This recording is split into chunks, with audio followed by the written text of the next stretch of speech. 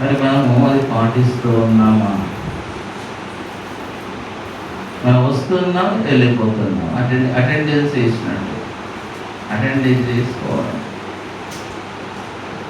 మన దగ్గర గవర్నమెంట్ స్కూళ్ళల్లో టీచర్స్ మార్నింగ్ వచ్చేసి అటెండెన్స్ వేసిపోతే మళ్ళీ ఈవినింగ్.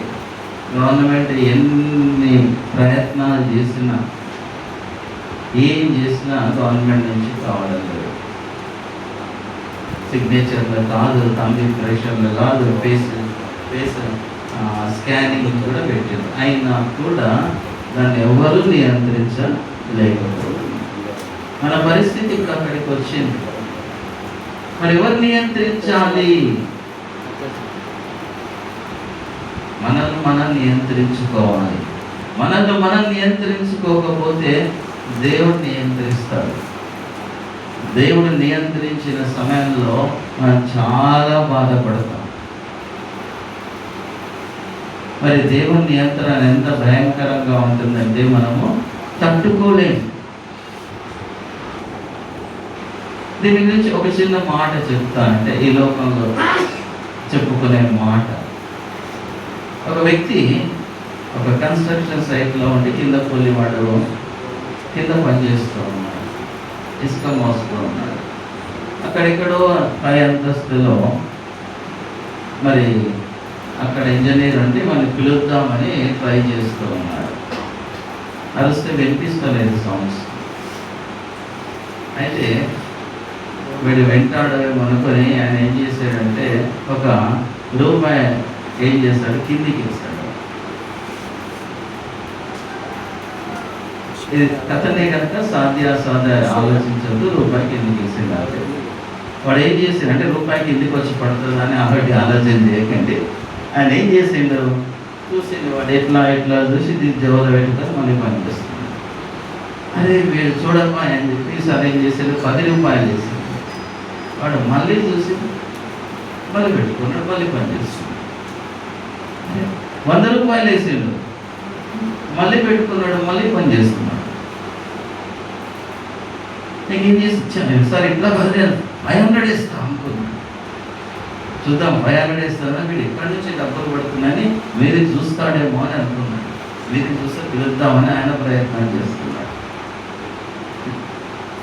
అంటే మళ్ళా కదలేదు, ఇట్లా కాదని చెప్పి రాయి తీసుకొని మళ్ళీ కొట్టాడు. చిన్న రాయి. వాడు అబ్బా అని చెప్పి మీరు చూసింది. వాడు రా నన్ను కొట్టింది. అప్పుడు అయ్యా వస్తున్నా. అంటే దేవుడు కూడా మనల్ని ఆ విధంగా ఆశీర్వదిస్తూ ఉంటాడు. రూపాయితో ఆశీర్వదిస్తాడు. మనం అనుకుంటాం అప్పుడు నేను గొప్పగా సేవ చేసిన దేవుడు రూపాయితో ఆశీర్వదించాడు అని అనుకుంటాం. తర్వాత 10 రూపాయలు ఇస్తాడు. అమ్మో ఇంకా ఎక్కువగా సేవ చేస్తున్నాయి అందుకని ఇంకా ఎక్కువ. తర్వాత 100 రూపాయలు చేస్తాడు. ఇతరులు అడుగుతారు, అయ్యా సహోదరుడా బాగా దేవుడా, మరి ఏమనుకున్నావు, నేను సేవ ఎంత చేస్తున్నా? నా సేవకు మరి దేవుడు ఇచ్చే ప్రతిఫలాన్ని ఆశీర్వదించి చూడు నాకు ఏమిస్తున్నాడో, నాలాగా మీరు సేవ చేయాలి అని ఈ విధంగా మన స్వభావాలు పెరిగిపోతున్నాయి. కానీ దేవుడు మొత్తినప్పుడు, ఇక్కడ రాయితో కొట్టినప్పుడే దేవుడు మనల్ని మొత్తినప్పుడు ఇక మనం లేకుండా పోతాం. ఆయన ఉగ్రతను మనము తట్టుకోలేము. కనుక అయ్యగారు దేవయ్య గారు బాధపడేట్టు మరి ఏవేవో కారణాలు చెప్తూ కారణాలు అందరికీ ఉంటాయి, పనులు అందరికీ ఉంటాయి. పని లేని వాడు ఎవడు లేదు. కానీ మనము దేవుని వాక్యాన్ని, అయ్యగారు ఉదయం బోధించిన దేవుని వాక్యాన్ని వినడానికి రావాలి. దేవయ్య గారు పిలిచిందని కాదు, దేవుని వాక్యాన్ని వినడానికి రావాలి. దేవయ్య గారి చర్చ్ బిల్డింగ్లో అని కాదు, లేదా దమ్మపేటలో అని కాదు. అది గుర్తించుకొని మనము పాటించాలి. మరి ఇక్కడ వాక్య భాగంలోకి వచ్చినట్టయితే మరి మనం చదువుకున్న భాగంలో మత్తయి సువార్త 6వ అధ్యాయం భూమి మీద మీ కొరకు ధనం కూర్చుకొనవద్దు. నేను చదువుతాను, నేను చూసి ఎక్స్ప్లెయిన్ చేస్తాను. భూమి మీద మీ కొరకు ధనమును కూర్చుకొనవద్దు అని అంటున్నాడు. అంటే మరి దేవుని యొక్క ఉద్దేశం ఏంటి? మనం ధనాన్ని కూర్చుకోవటం, మనం సంపాదించుకోకూడదా, మన పేదవాళ్ళగానే జీవించాలా అనే యేసు ప్రభువు వారి యొక్క ఉద్దేశమా? కాదు కదా. మరి ఆయన ఆశీర్వదిస్తానంటున్నాడు. మరి మనం పాత నిబంధన గ్రంథంలో చూస్తే మరి ఎంతమందిని ఆయన ఆశీర్వదించారు.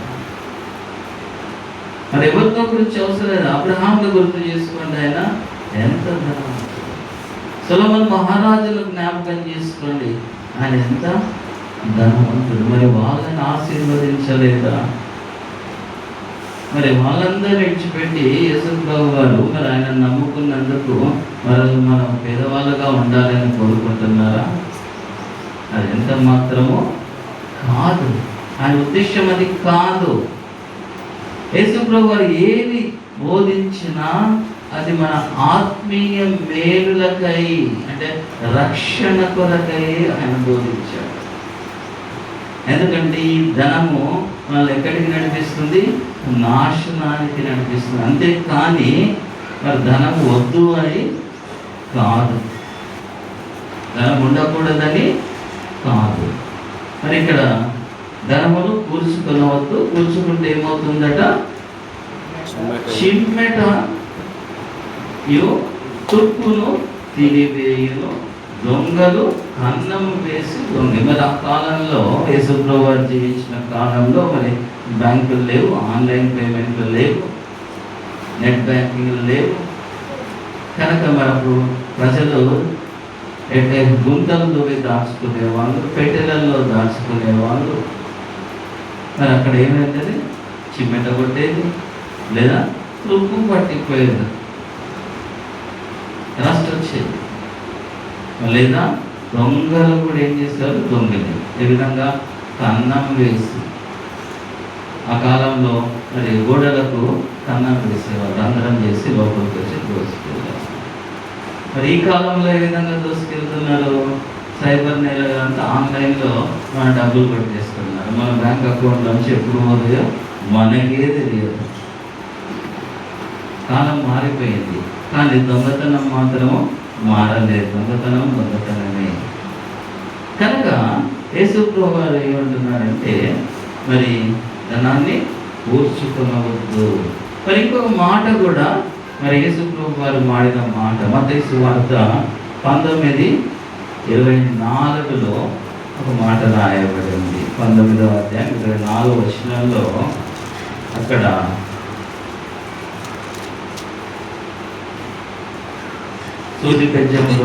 ఇదిగాక ధనవంతుడు పరలోక రాజ్యంలో ప్రవేశించుట కంటే సూది బెజ్జములో ఒంటె దూరుట సులభమని మీతో చెప్పుచున్నాను. నేను ధనవంతుడు పరలోక రాజ్యంలో ప్రవేశించుట కంటే ఒంటె సూది బెజ్జంలో దూరుట సులభము అంటున్నాడు. ఎంత దుర్లభం చూడండి.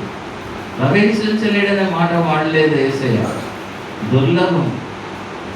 సూది బెజ్జము అంటే సూది రంధ్రంలో నుంచి ఒంటె పోగలుగుతుందట శ్రమ పడితే. కానీ ధనవంతుడు మాత్రం ఎప్పుడు కూడా పరలోక రాజ్యంలో ప్రవేశించాలి అని మనకు తెలుసు. మనం ప్రసంగిస్తాం, మనం బోధిస్తాం,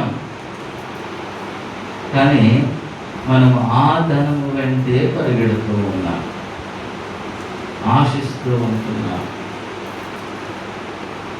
ఉదయకాలనే కాదు, ఇప్పుడు కష్టపడి సంపాదిస్తే ఆ సమస్య ఉండదు. ఎంత డబ్బు అయినా సంపాదించవచ్చు, కానీ ఆ డబ్బు ఏ విధంగా రావాలి? మనం చెమటోడ్చి కష్టపడి సంపాదించింది అయితే దాన్ని ఏ విధంగా ఉపయోగించాలో మనకు తెలుస్తుంది. అప్పుడు దానివల్ల మనకి ఏ హాని కూడా లేదు. కానీ ఆ విధంగా సంపాదించడానికి మనం ప్రయత్నిస్తున్నామా, లేక అడ్డదారులు తొక్కి మరి వాక్యాన్ని కొద్దిసేపు పక్కకు పెట్టి, మన సంఘ క్షేమాభివృద్ధి పక్కకు పెట్టి మరి సువార్త పనిని పక్కకు పెట్టి ఆత్మలను రక్షించే భారం మనపై ఉన్నదని మరచిపోయి మరి డబ్బు వెనక పరిగెడుతూ ఉన్నామా? మరి డబ్బును సంపాదించడానికి రకరకాల మార్గాలను ఎన్నుకుంటున్నామా? మీరంతా నాకు సహాయం చేయండి, నేను మంచి పనులు చేస్తున్నాను అని ఇతరులను అడుగుతూ ఉన్నామా? మీరంతా కప్పం కట్టినట్టు నాకు కట్టాలి, కప్పం అంటే ట్యాక్స్ అని ఏమన్నా అంటున్నామా? మనము ఆ విధంగా జీవిస్తున్నామా అనే విషయాన్ని మనము ఒకసారి మనల్ని మనము పరీక్షించుకోవాలి. ఇలాంటి ప్రమాదం ఉంది కనుకనే మరి ధనవంతుడు ప్రవేశించడు కనుక యేసుప్రభువు వారు ముందుగానే మనల్ని హెచ్చరిస్తూ ఉన్నాడు. మరి అలాంటి ప్రయత్నం మనము చేయకూడదు అని అంటూ ఉన్నాడు. మరి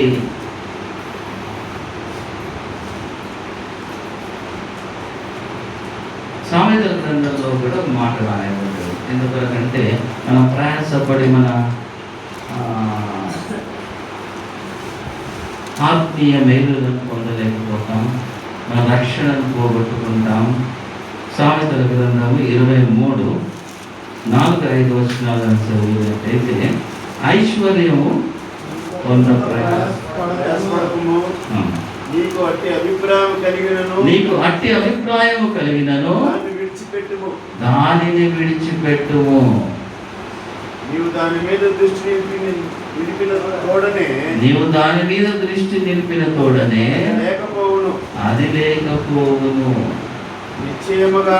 నిశ్చయముగా అది రెక్కలు ధరించి ఎగిరిపోవాలి. చూసారా? అలాంటి ఆలోచన మనకు ఉండొద్దు అని మరి జ్ఞాని సులభం రాస్తూ ప్రయాసపడొద్దు. దేని కొరకు? ధనాన్ని సంపాదించాలని ప్రయాసపడద్దు. మనం దేని గురించి ప్రయాసపడాలి? ఆయన రాజ్య వ్యాప్తికి ప్రయాసపడాలి. అప్పుడు ఆయనకు తెలుసు, ప్రభువుకు తెలుసు మన ప్రయాసం. ఆయన